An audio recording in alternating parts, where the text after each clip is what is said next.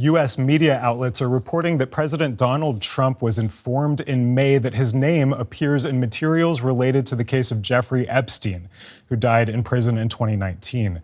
Calls to declassify those documents have grown louder, with Trump's relationship to the convicted sex offender under close scrutiny. It's scrutiny the Republican leader of the House of Representatives appeared keen to avoid when he sent the chamber into summer recess a day early. Mike Johnson is in damage control mode. The Republican Speaker of the U.S. House of Representatives blocked a vote on releasing more government documents related to the disgraced financier Jeffrey Epstein, proposed by two politicians from both parties. What we refuse to do is participate in another one of the Democrats' political games. This is a serious matter. We are not going to let them use this as a political battering ram. Democrat lawmakers accused the Republicans of trying to bury the issue. Look, I think it should be really apparent right now that the House of Representatives is running out of town. They're running out of town because it's clear the Speaker believes that their membership in the Republican caucus over there is so fragile that they cannot withstand simple debate, discussion about the topic of Jeffrey Epstein. The late financier socialized with many rich and powerful people, including the US President Donald Trump. Epstein's life and his suicide in prison have spawned conspiracy theories which have been promoted by many Trump supporters and some Republicans. But the demands to release all the documents related to the case have created a rift between those supporters and the president.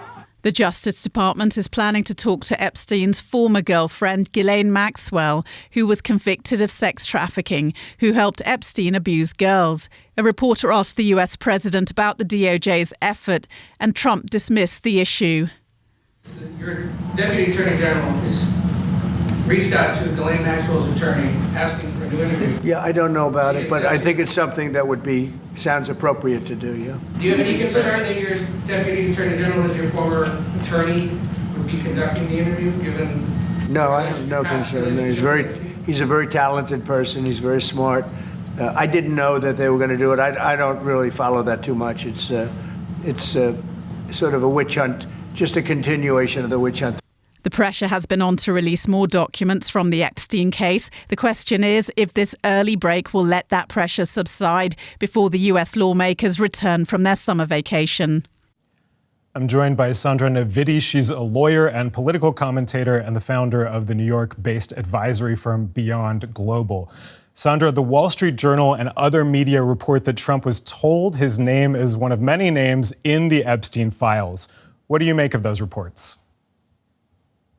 Well, it sounds credible. The Wall Street Journal likely would not have claimed that if they didn't have proof of that. And like the Wall Street Journal itself states, just the fact that his name is mentioned doesn't mean that he was involved in any criminal activity. However, the way that he behaves and the people around him behave make it look like he's got something to hide. Speaking of the people around him, Republicans seem to be pushing and pulling in different directions here. On the one hand, Trump asked the Department of Justice under enormous pressure to get the files released, presumably to clear his name. On the other hand, he's engaging in all kinds of distraction tactics. Republican lawmakers are also avoiding a vote on releasing the files. Do Republicans have a clear strategy here? No, I think they are clearly divided. I think in the end, nobody knows exactly what is in the files, and probably likely Donald Trump himself isn't sure what exactly is mentioned, but he seems to have a guilty conscience.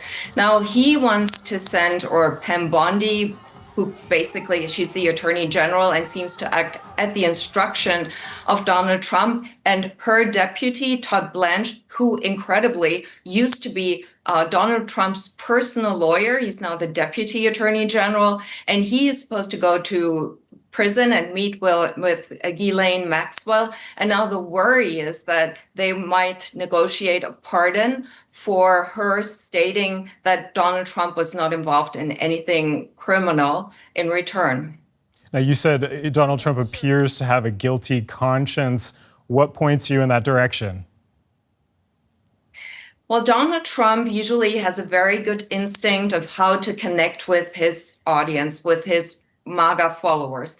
But when the first claims became public, actually when Elon Musk put out in one of his X posts that Donald Trump was mentioned in the files, he seemed to panic. And that is very atypical for him. Also, he contradicted himself. He insulted his followers, and he also threatened them, and he told them anybody who wouldn't stop talking about this would not be part of MAGA anymore. Now, we're used to Donald Trump attacking his opponents, and usually that's very effective, but to do that with his own followers just didn't seem to make any sense and was, as I said, atypical. So he seems to be under a lot of pressure and seems to try to cover up whatever there is. Now, a lot of Trump's MAGA followers, as you mentioned, are very disappointed with his handling of the case. And of course, he's been criticizing them as well. How much distance is there between Trump and his base at this point? Well, recent polls show a significant part of his followers that are unsatisfied with the way that he handles this. And this is totally understandable in view of the fact that his followers were obsessed with people being pedophiles. So they were very much open for conspiracy theories like QAnon and also for the Epstein story. And Donald Trump himself whipped up his followers constantly with, claims regarding the Epstein files, and he accused his enemies, political enemies, with it. So now all of a sudden to do a 180 and say the files are boring, they're not relevant, there's nothing in them, don't even talk about it anymore, just seems suspicious. And his followers probably feel insulted, like their intelligence is being insulted, like, where's this going? This doesn't make any sense, even for them. And that's a big deal, considering that basically it's a cult, and Donald Trump in the past has managed to make them believe anything that he says, no matter how untrue it was. But he's not able to give a somewhat conclusive narrative that they could hold on to. They have nothing to go by, and so they do have doubts. And I think the hardcore followers will stick with him, but there was probably a segment of his followers that will drop off. Sandra, just briefly, is it inevitable at this point that the files will be released? It's uncertain. The Department of Justice is trying to do anything to avoid that. And like you said, Congress, it's an extreme measure to send the Congress senators on vacation so they can't vote on this. But it's not, the Justice Department is not the only source where information could come from. The FBI, there could be leaks from the FBI. Elon Musk could have information. And also the Wall Street Journal might have further information. So I think that this is a flood that Donald Trump won't be able to stem. There is more information bound to come out.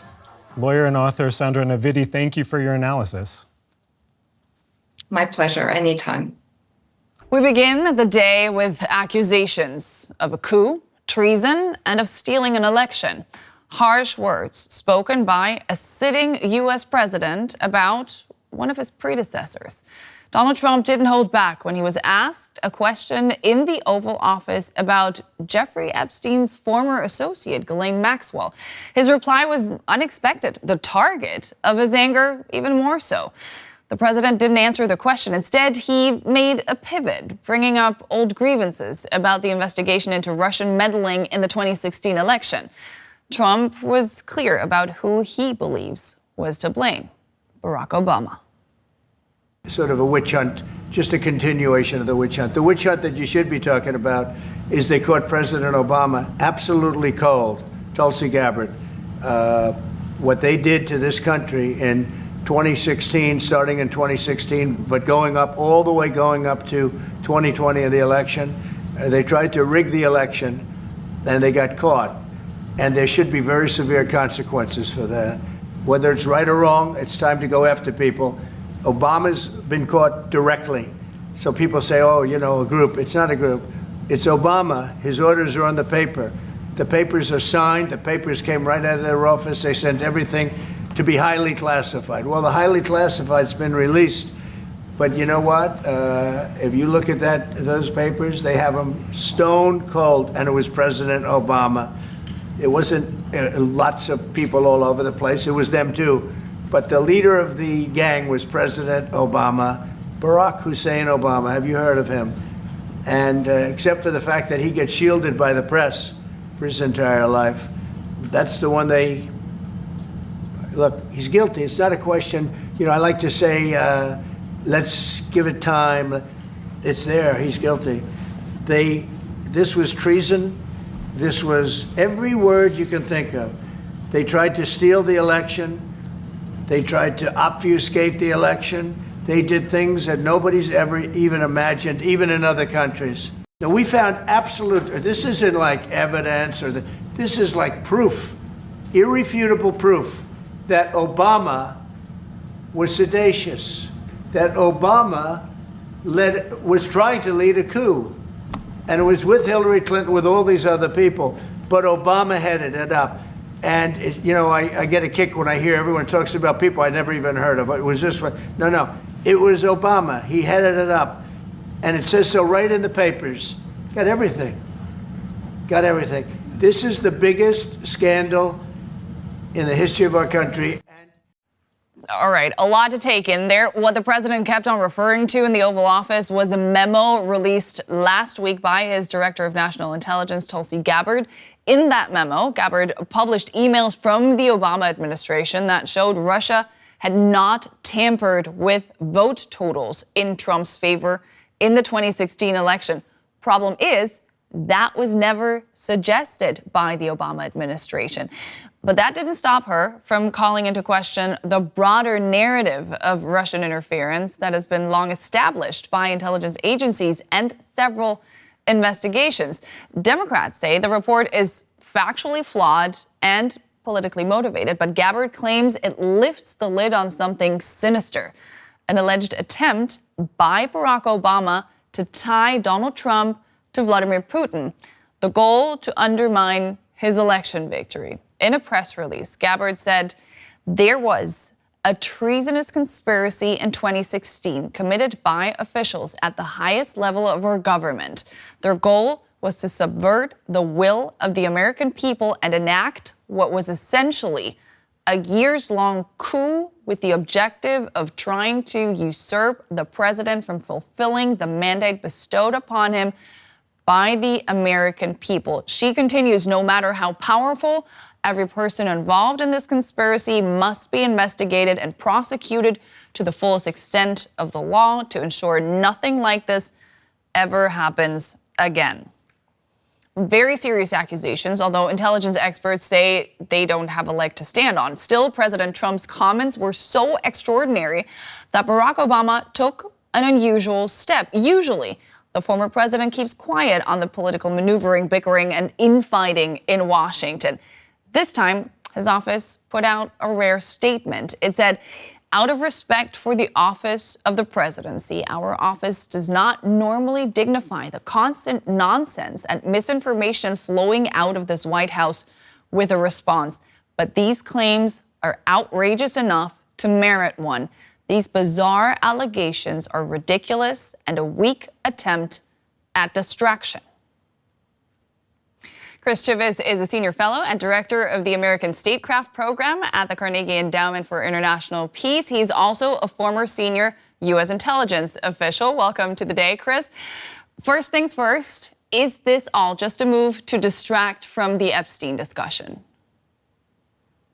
Well, it certainly seems like it. President Trump has been under growing pressure over the course of the last couple of weeks due to his refusal to release files that he promised his MAGA base he would release. And I think he's going to more and more desperate measures in order to try and distract attention from that decision. And attacking President Obama is really like throwing red meat to his MAGA base. And so while it's dismaying that he's done it, it's not entirely surprising. Yeah. The accusations are being called wildly misleading by members of the intelligence community. Still, Trump accuses Barack Obama of treason, which is in the U.S. punishable by the death penalty. What went through your mind when you first heard his remarks? Well, it's deeply dismaying to see the U.S. intelligence community politicized in this way. It's really bad for America's national security. The intelligence community is there to be an apolitical voice of reason and analysis to help protect the American people from harm. And what is happening here undermines the capacity of the U.S. intelligence community to play that role. So as someone who's worked in the U.S. intelligence community, it is really just dismaying to see this circus continue. Let's look at what exactly is happening here, because there's a lot about this that is troubling, starting with the premise of the accusation, Tulsi Gabbard's report, which is based on, quite frankly, a misrepresentation of known and proven facts, isn't it? Yeah, it seems as though the report, I don't know what the intentions of the DNI were in this case, but it certainly appears that the report is attempting to conflate various aspects of the 2016 intelligence finding, which was declassified and released in early 2017, specifically to conflate the fact that, according to the U.S. intelligence finding, the Russians did not successfully change any votes in that election, but however, they did attempt to influence thinking during that election. This is kind of the difference between me trying to get you to give me money and breaking into your house and stealing it from you. And they're conflating those two things and making it appear as though the intelligence findings were politically motivated in order to undermine Trump's first presidency. Yeah. You're a former member of the U.S. intelligence community. Can you explain to us how then something like this can get released if it's based on the conflation of facts, suggesting something that the intelligence findings from back in the day never stated? Well, the director of national intelligence is the most powerful intelligence official in the U.S. government, and the U.S. intelligence community is by far the most powerful intelligence community in the world. So Director Gabbard can do more or less what she likes within the remit of the law. I'm sure that the decision to do this has demoralized and frustrated the many hardworking members of the U.S. intelligence community. But she has the ability to do this. Just in the past, directors of national intelligence have been careful to avoid getting embroiled in politics because they know that their real job is to serve the national security of the American people. And Tulsi Gabbard, the director of national intelligence, she accuses Obama of orchestrating what she calls a years-long coup. Just to be absolutely clear here, is there any evidence to support that claim? I haven't seen any evidence that would support that claim. Trump said, and we've heard it there earlier in the show, whether it's right or wrong, it's time to go after people. And that truly should send shivers down the spines of anyone who values democracy in the U.S. We started talking about this as a distraction tactic, but how far is Donald Trump really willing to go with this? Well, he's clearly already broken a number of norms in terms of his threats to President Obama, which is why I think Obama's representatives have spoken out about this publicly. As they've said in the past, Obama's team has tried to ignore the kinds of things that have come out of the Trump White House about President Obama. But I think in particular, the video that has circulated of Obama being arrested is purportedly under Trump's approval. This is a false video, but that video seems to have sparked a response from Obama's team because it just breaks so many norms of the American presidency and ultimately, by extension, of American democracy. Mm-hmm. The MAGA base, of course, sees this as part of Trump's crusade against what they call the deep state. And Marjorie Taylor Greene has warned that if Trump doesn't take down the people she calls enemies of the people, and I'm quoting her here, the base will turn and there is no going back. What are the chances of this backfiring for Trump? .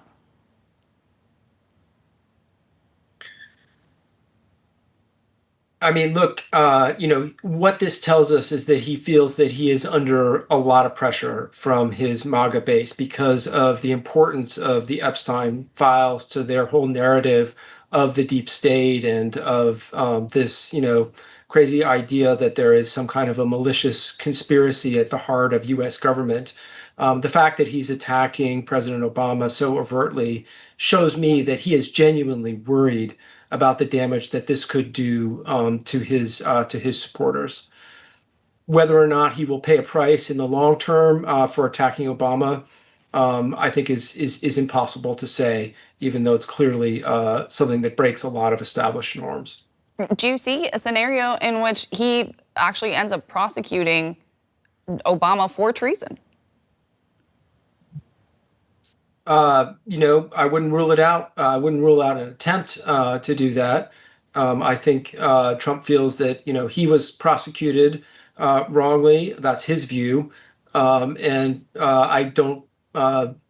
certainly plausible that he would attempt to do the same to President Obama. What do you expect to be the next chapter in Trump's lawfare against those he perceives to be his enemies? Well, a lot of it is going to depend upon whether or not this or some other distraction or event takes the heat off of him about the Epstein files. I think that if the MAGA base, stops agitating for the release of those files, he probably will move on and forget about this. His view, President Trump's view, often seems to extend no longer than one news cycle. So he can pick up make major accusations like this and then drop them, as soon as the next news cycle begins. That's Chris Chivvis of the Carnegie Endowment for International Peace. Many thanks, Chris. Thank you.